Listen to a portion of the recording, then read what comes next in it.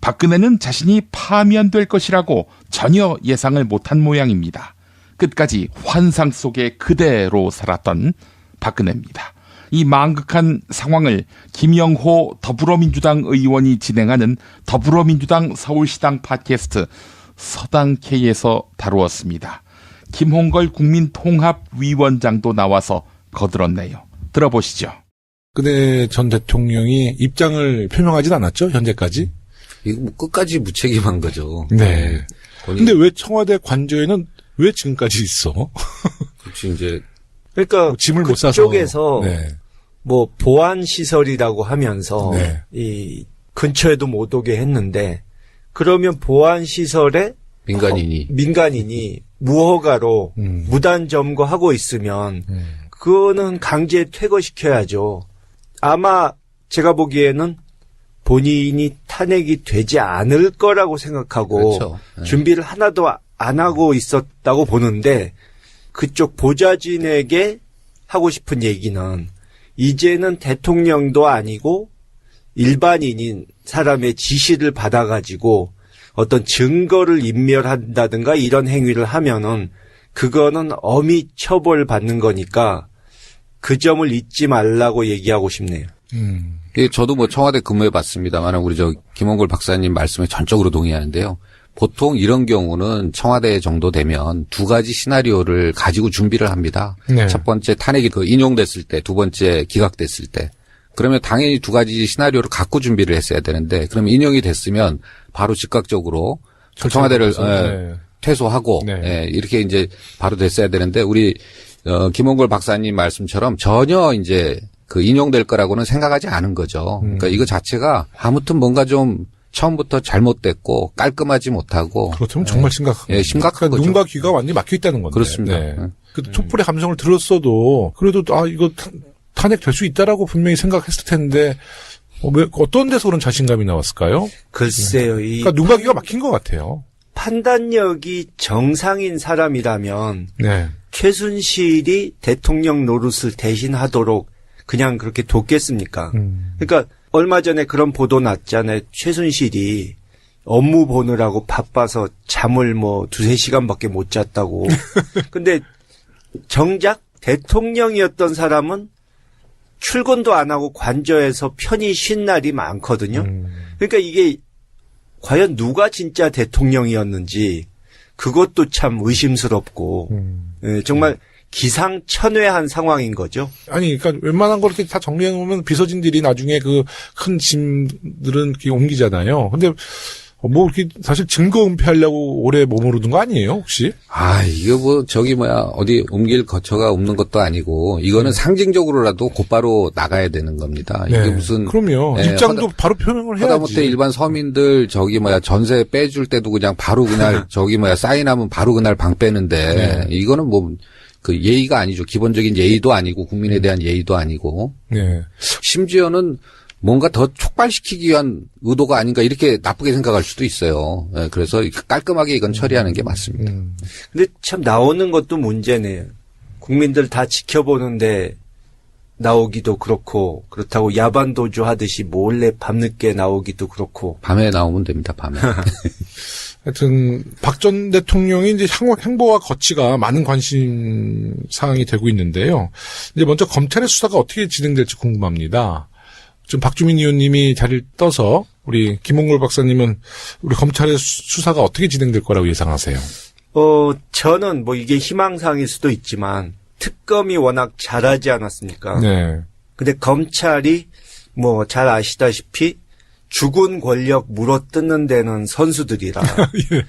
이제 더 이상 뭐 박근혜 씨를 봐줘야 될 이유가 없어졌고 이 새 정권 들어왔을 때 뭐 공수처라든가 검찰 개혁이라든가 뭐 이런 여론이 드높아질 수 있기 때문에 오히려 서둘러서 강력하게 수사에 들어갈 수 있지 않을까. 네. 또 지금까지 뭐 수사에 불응하고 수색 영장 거부하고 그거에도 거부하고 여러 가지 그런 강력하게 구속 수사를 할 만한 빌미를 주었기 때문에 뭐 경찰에서도 충분히 강하게 나갈 수 있는 거죠. 그러면 이제 직접 이제 대면 조사도 해야겠죠? 해야 할 겁니다. 근데 네. 저는 사실 그 특검 대면 조사 네. 그렇게 거부한 이유를 좀 짐작이 가는 것이 네. 그 녹음, 녹화 이거 못한다고 거부했다고 그러잖아요. 네. 근데 아마 녹음, 녹화를 안 한 상태에서 대면 조사를 했다고 하면 네. 제 추측은 한 5분, 10분 앉아 있다가 네. 박차고 나와서 거짓말로 저 사람들이 나를 모욕했다. 나를 협박했다. 이런 식으로 가지 않았을까 하는 생각이 들어요. 오늘 아까 그 탄핵 선고 때도 이정미 재판관이 그 오늘 이제 그 청와대 그 박근혜 전 대통령이 대면 조사 불응하고 예. 압수수색 영장 그 협조 안 하고 뭐 이런 사유를 쭉 댔어요. 그래서 헌법소 의지가 아예 박약하다 이제. 근데 황교안 총리가 그때 청와대 압수수색 영장의 결정권자였잖아요. 근데 황교안 지금 대행이 그거 지금 거부한 거잖아요. 예. 그러니까 사실 청와대 압수수색 영장 거부는 뭐 박근혜 전 대통령도 책임이 있지만 황교안 총리의 책임도 역시 네, 마찬가지로 분명히 있는 거죠. 그 헌재 그 인용 주문에 따르면은 역시 마찬가지로 헌법소 의지가 없는 거죠. 네. 저는 오늘 이렇게 봤습니다. 그 헌법을 위반한 거, 박 전 대통령이 헌법을 위반한 거도 절반의 잘못이 있지만 그 위반한 헌법 사실에 대해서 반성하지 않고 은폐하고 그 은폐하기 위해서 관리하고 모든 것을 이제 그 검찰과 특검과 압수수색을 다 회방 놓는 거부하고 이제 이런 부분, 이런 태도에 대해서 또 절반의 과가 있는 거거든요. 이제 이런 걸 봤을 때는 황교안 권한대행의 그런 특검 연장 반대라든가 이런 것들도 그 연장선상에서 역시 권한대행조차도 헌법소의 의지가 박약하다고 볼 수밖에 없습니다.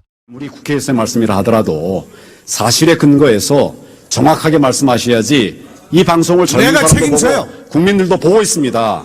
자, 거기에 사실과 다른 말씀들을 하시는 부분은 조금 자중해 주셨으면 좋겠습니다. 자 보세요.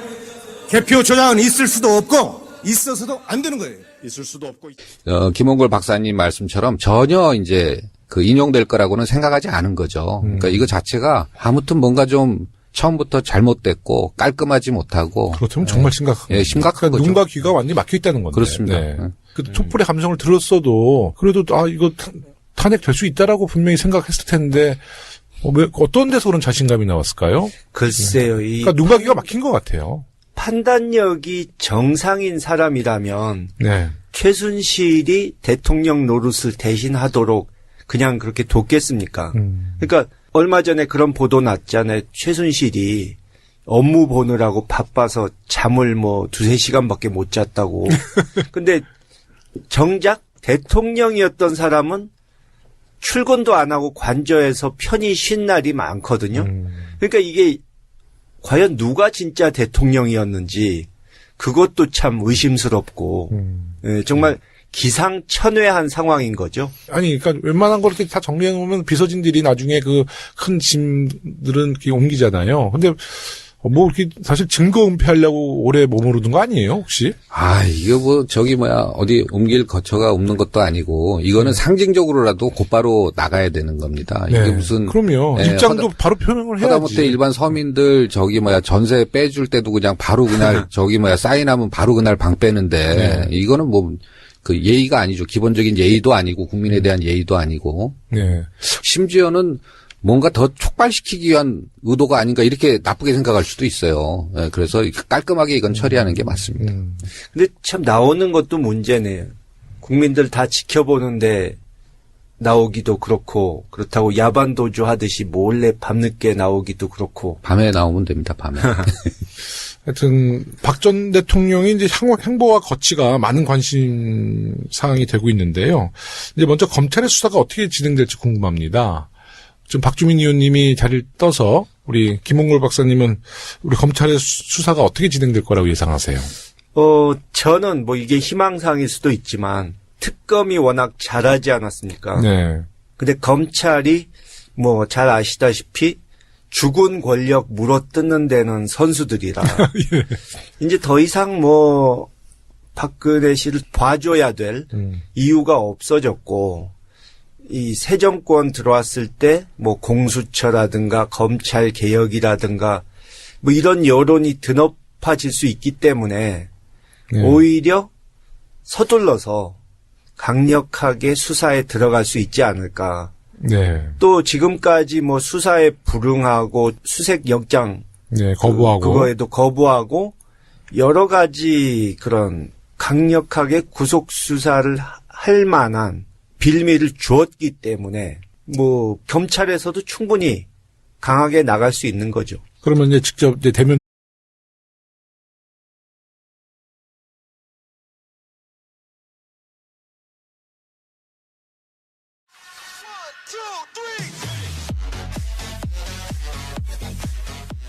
박근혜는 자신이 파면될 것이라고 전혀 예상을 못한 모양입니다. 끝까지 환상 속에 그대로 살았던 박근혜입니다. 이 망극한 상황을 김영호 더불어민주당 의원이 진행하는 더불어민주당 서울시당 팟캐스트 서당K에서 다루었습니다. 김홍걸 국민통합위원장도 나와서 거들었네요. 들어보시죠. 박근혜 전 대통령이 입장을 표명하진 않았죠, 현재까지? 이거 뭐 끝까지 무책임한 거죠. 네. 본인- 근데 왜 청와대 관저에는 왜 지금까지 있어? 그렇지 이제 그러니까 짐을 못 싸서. 그쪽에서 네.